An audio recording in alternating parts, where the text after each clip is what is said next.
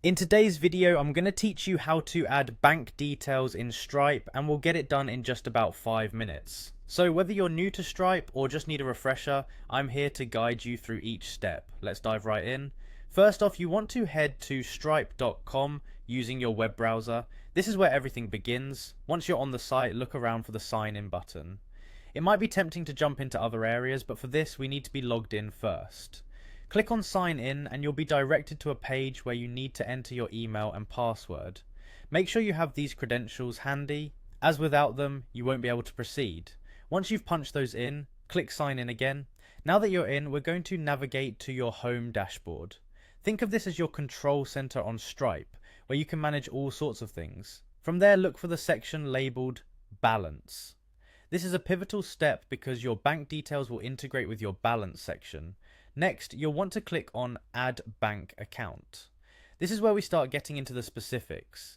Clicking here will bring you to a form where you enter your bank account details. Make sure you have your bank info ready.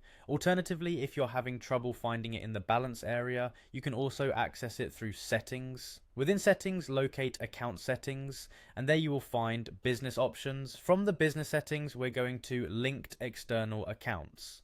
What this does is allow Stripe to securely connect with your bank. You'll notice the option to manage payout accounts. Click on it. This process is essential for when you're ready to move money from Stripe to your bank. Lastly, find and select Add a Bank Account.